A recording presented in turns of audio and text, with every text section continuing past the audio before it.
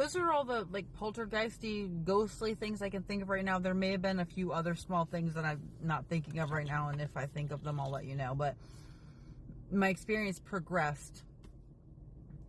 First of all, I had multiple different sources trying to convince me that Christianity was wrong or false, and my whole life I've experienced stuff like that, but I was always so strong in my faith that nothing could deter me.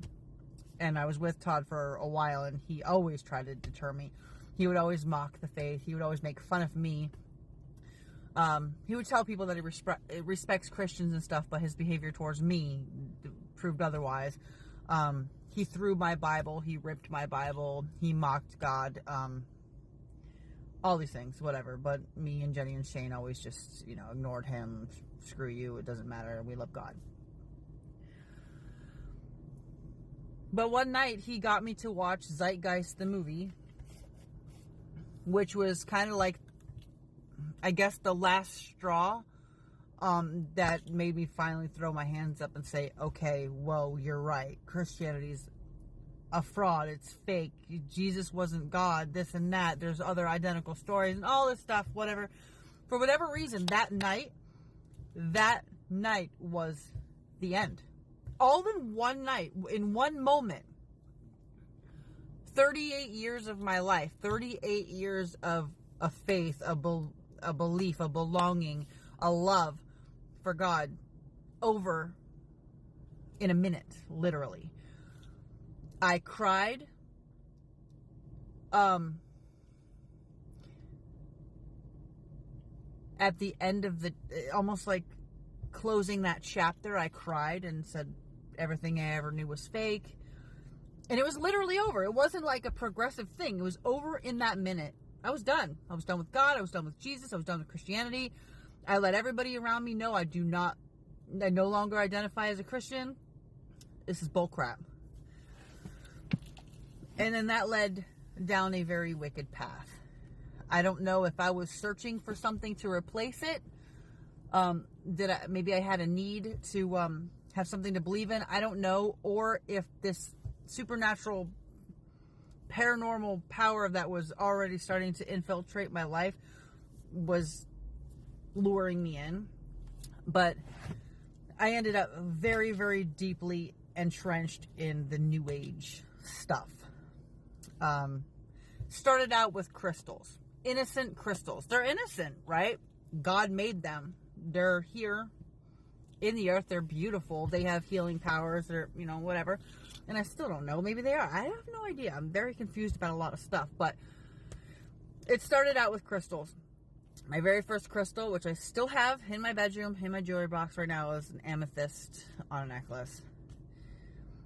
And I have pictures of me wearing that. And then the next thing after crystals was sage.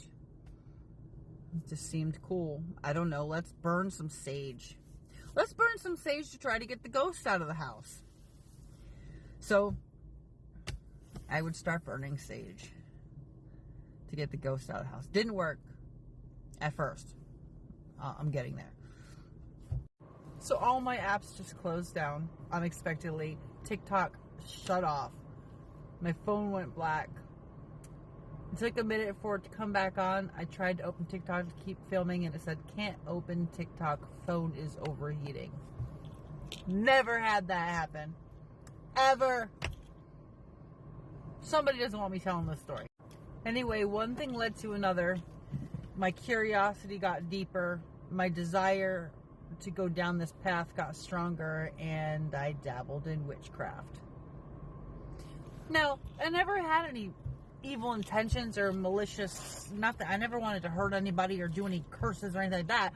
It was always, in my mind, good witchcraft, white magic, like healing, which I still don't think healing is bad, because Jesus healed, and before he ascended, he said that you can do everything that I do and more, including healing. So that's whatever. But my witchcraft or spells would include healing.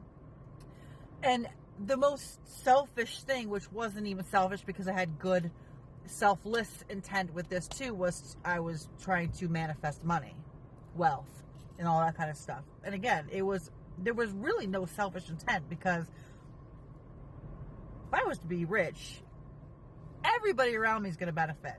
Everybody I know, strangers, and all that kind of stuff. So there was never any selfish intent with any of this stuff. So there's that. But it got a little bit more sinister.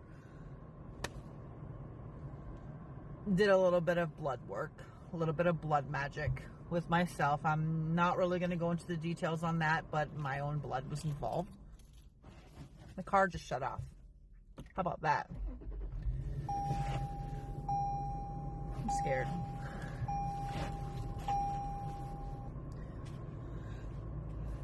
Yeah, so I did some spells that involved my own blood in vials, and that vial of blood is buried somewhere right now, and that scares me a little bit, but I know that God is more powerful than anything that I've done in the past, and more powerful than any other forces, so I think I'll be okay. But I did things that I never, ever, ever imagined me doing. Stuff that I would run so far and so fast from before. I started doing some really crazy stuff in the witchcraft world. One day in particular, nobody was home. It was just me and Roxy. The kids are at school. Todd's at work. I'm home alone in the apartment. This is after all the scary stuff was already there. There's already bad energy, so I don't know what I was thinking. I was under some kind of control. I cleared the whole living room. I created a salt circle about 6 feet in diameter on my living room hardwood floor. I put candles around the circle, 5 of them, in spots that replicated the 5 points of the pentagram. And then I put crystals at each point and in between. And then there were my big stick of sage burning inside the circle with me. And I spoke to the spirits. I conjured the spirits of the north, the spirits of the east, the spirits of the south, the spirits of the west. Again, there were no malicious, evil intent here, but I'm opening ridiculous doors. Now I know that. So imagine me sitting in a giant salt circle, Indian style, in a salt circle with a stick of burning sage and candles burning in the shape of a pentagram. Speaking to spirits that I'm not familiar with, that I don't know. What? Somebody coming. Locking the door. With that being said, there was another incident where I did another salt circle.